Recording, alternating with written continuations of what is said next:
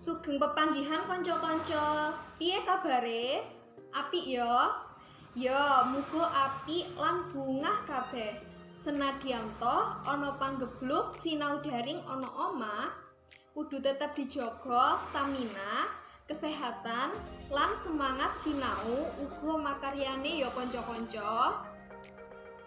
Tepungne aku Hanum, sesule saka kelompok 6 kuliah morfologi kang rembug ngenani tembung panguwuh.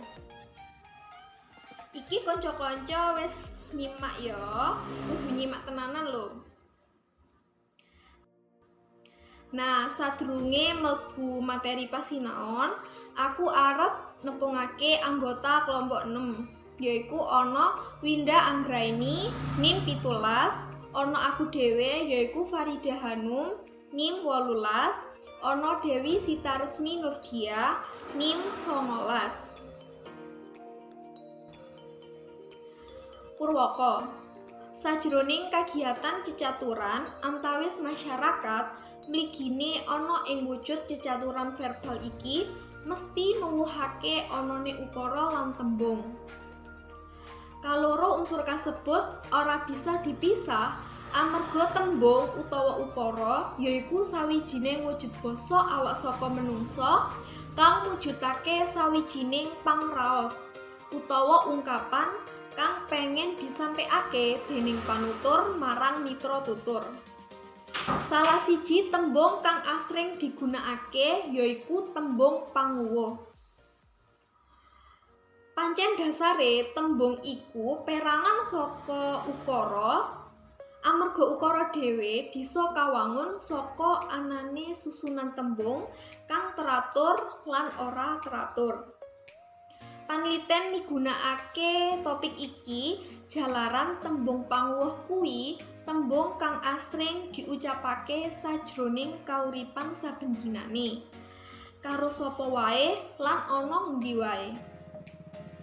Tembung panguwuh iki dadi sawijining basa kang akeh lan asring diucapake dening panutur kanthi eling utawa ora eling. Sanadyan asring diucapake masyarakat sajroning cecaturan utawa nuwuhake ekspresi kang dirasakake. Akeh masyarakat mligine bocah enom kang durung sakabehe mangerteni apa to sejatose makna utawa inti saka panggunaan panguwuh iki. Apa iku tembung panguwuh? Tembung panguwuh utawa kang diarani interjeksi yaiku tembung kang digunakake kanggo nyatakake utawa nglairake sawijining rasa. Saengga panuturane tansah ngawiti ujaran kang ngadhep dhewe. Tembung panguwuh ora mung bisa tinemu ana ing cecaturan langsung wae, ananging uga ana ing panggunaan basa media komunikasi utawa sosmed.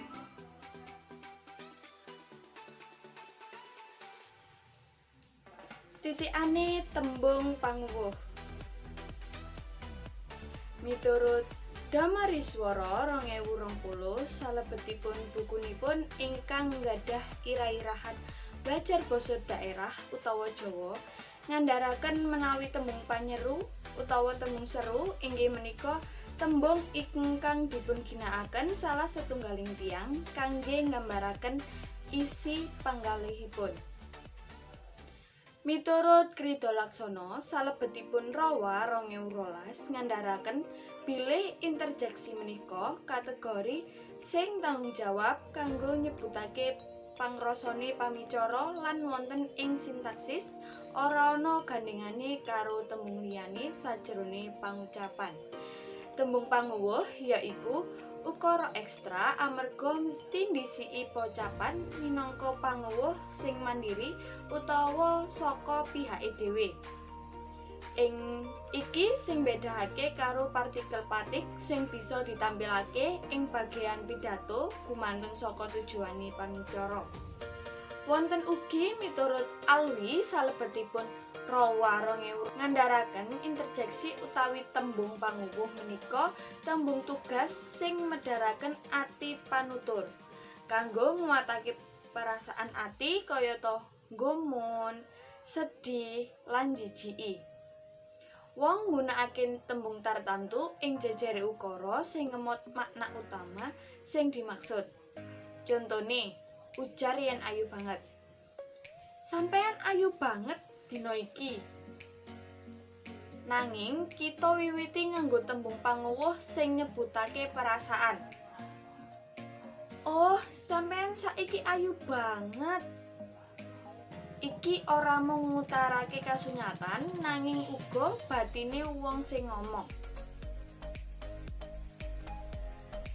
Miturut Colin, salebetipun exclamative clauses ngandharaken titikane tembung panguwuh inggih menika tembung ingkang nuwuhake ekspresi saking tumindak efektif pamicanten, utawi kadangkala ugi dipunkiyataken kaliyan kata seru kadosta wow, oh. Miturut Sukarman, 2013 ngandharaken tembung panguwuh menika kanggo nguwatake ekspresi perasaan kaya gumun, sedih, lan kaget. Wong nggunakake tembung tartamtu ing jejere ukara sing ngemut makna utama. Kajaba interput asli, ing basa Indonesia uga ana interjeksi sing asale saka basa asing. Miturut Mulyono 2006 ngandharaken tegesipun tembung panguwuh, interjeksi inggih menika tembung kang digunakake kanggo nyatakake lan nuwuhake rasa. Tembung sing digunakake kanggo medharake utawa nglairake pangrasa, umume tembung iki asring digunakake ing pacelaton antarane wong sing wis kenal utawa akrab. Ingkang kalebet tuladhanipun tembung panguwuh inggih menika wah, ki, we, la, he, lan sapiturute. Perangane tembung panguwuh. Para ahli basa mirang tembung panguwuh utawa interjeksi kanthi beda-beda panamune. Kaya Krida Laksana 1986 lan Wedati 2006. Krida Laksana 1986 mirang interjeksi utawa tembung panguwuh dadi telung perangan yaiku interjeksi asli, interjeksi sing asale saka tembung sing lumrah lan interjeksi saka tembung ungkapan. Wedati 2006 merang tembung panguwuh utawa interjeksi dadi 8 perangan, yaiku tembung panguwuh sing nuduhake rasa heran nafsu, tembung panguwuh sing nuduhake rasa heran, rasa ora ngarepake lan njaluk, tembung panguwuh sing nuduhake rasa ragu utawa ngelingake, nuduhake rasa sadar sawise gawe panututan. Tembung panguwuh sing nuduhake kekarepan, nuduhake maksud lan nuduhake wicara. Nomor 5, tembung panguwuh sing nuduhake isyarat kanggo ngelingake apa wae sing wis disebutake sadurunge, nuduhake rasa ajrih lan geram. Tembung panguwuh sing nuduhake rasa ora ngarepake utawa nesu, nuduhake maksud kanggo ngelek wong. Tembung panguwuh sing nuduhake rasa sadar tumut ing kagiyatan, nuduhake rasa takjub, rasa ajrih lan rasa kelaran. Tembung panguwuh kang nuduhake rasa seneng, rasa kaget amarga pikantuk kekarepan apik, rasa panyanggah, rasa ora seneng amarga ora cocok ing kasunyatan. Saka pendapate para ahli mau, tembung panguwuh utawa interjeksi banjur dipérangake, yaiku ada dasar jumlah morfem, ada dasar asali tembung lan ada dasar wujute. Ada dasar jumlah morfem, tembung panguwuh dipérang dadi loro, yaiku monomorfemis lan polimorfemis. Monomorfemis yaiku tembung panguwuh sing kasusun saka sak morfem, tuladhane o. Sing nomor loro yaiku polimorfemis, yaitu tembung panguwuh sing kasusun saka rong morfem utawa luwih. Tuladhane astagfirullahaladzim lan pangapunten. Tembung panguwuh dipérang ada dasar asali tembung, yaiku ana interjeksi asli, yaitu tembung sing pancen asli digunakake kanggo nuduhake ukara panguwuh. Tuladhane ya, wah, ah, rain lan saliyane. Nomor loro interjeksi sing asale saka tembung sing lumrah yaiku tembung aran utawa tembung liyan sing lumrah digunakake ing ukara panggung. Tuladhane cilaka, mosok, mesakne lan liyane. Nomor telu interjeksi saka tembung ungkapan yaiku tembung asli panggung sing asale saka tembung ungkapan asli basa Jawa utawa ungkapan liyane. Tuladhane ya ampun, insyaallah, astagfirullah lan liyane. Perangane tembung panggung ada dasar wujud yaiku ana interjeksi prima lan interjeksi sekunder. Interjeksi prima utawa primer yaiku tembung panggung sing nuduhake wujud kang sederhana. Dene interjeksi sekunder yaiku tembung panggung sing saka wujude wis nuduhake pola fonotatis kaya tembung kanthi umume. Interjeksi sekunder banjur diperamane ada dasar wujude interjeksi yaiku wujude tembung kayata atuh, aduh, waduh, ladalah lan sapiturute. Wujud pengulangan tembung kaya lho lan sapiturute. Wujud frase la ilaha illallah, aduh piyo lan sapiturute. Wujud klausa utawa tembung yaiku kayata Gusti Allah nyuwun pangapunten lan sapiturute. Tuladha tembung panguwuh sing kapisan yaiku tembung panguwuh kesel utawa kuciwa. Piye hasil tanding wingi? Oleh juara harapan 3. Ya emane kan wingi wis ono Roni. Iya, tapi Roni loro sikile, mari dijegal. Mangkane wiwit tanding kuwi wis ora oleh melu main. Tembung yah kuwi nuwuhake rasa kuciwa marang samubarang kang ora sesuai karo kekarepane panutur. Saengga panutur uga mitra tutur padha-padha ngrasakake kuciwa. Tuladha sing kaloro yaiku tembung panguwuh marem. Duh, ayune si bojone Mas Jaki. Iya, ayu kaya bintang film. Tembung duh kuwi nuwuhake tembung panguwuh marem marang samubarang kang dirasa apik, endah utawa unik. Beda karo kuciwa mau. Yen iki panutur lan mitra tutur padha-padha ngrasakake rasa seneng lan bungae. Tuladha nomor 3 yaiku tembung panguwuh kaget. Astagfirullah, lambemu kok njodir ngono? Iya, mari diintut tawon. Tembung astagfirullah kuwi nuwuhake rasa kaget lan ora nyangka marang samubarang kang wis kedadean.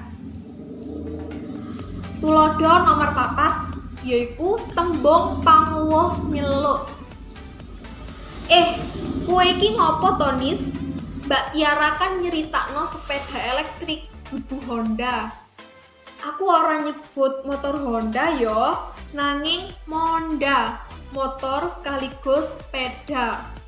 Tembung kuwi nuwuhake tembung panguwuh nyeluk kang ditindakake panutur marang mitra tutur. Tuladha nomor 5 yaiku tembung panguwuh nesu. Mbah, aja takon aku maneh. Sepurane aku temenan gak ngerti.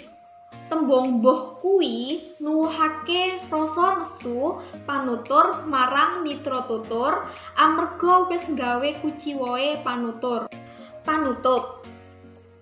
Saka andharan kabeh mau bisa didodot yen tembung panguwuh kuwi awujud tembung kang biasa diucapake dening masyarakat nalika cecaturan saben dinane. Tembung panguwuh iki biasane nglairake lan nuwuhake pangrasa marang samubarang kang ditemoni. Kayata nesu, kaget, ajrih, bungah, lan syukur. Tembung panguwuh iki biasane diucapake kanthi spontan. Saengga tembung iki ora nduweni paugeran khusus kayata tembung-tembung liyane. Amarga tembung panguwuh iki uga ora nduweni pengaruh marang tembung-tembung liyane. Saka akeh penggalihe para ahli mau bisa didodot yen ana saperangan ahli kang ngendharake titikan utawa bagian lan perangan saka tembung panguwuh iki meh mirip. Nanging ana uga kang beda. Miturut panliti, pamrayoga kang beda mau ora beda sing adoh banget. Nanging mung beda anggone nerangake uga nggunakake basane. Makna utawa isine duweni panggalih kang padha. Kuwi mau andharan tembung panguwuh saka kelompok 6. Muga-muga andharan mau bisa menehi kaweruh kanggo kanca-kanca kabeh ya. Tak pungkasi sugeng pepanggihan kanca-kanca.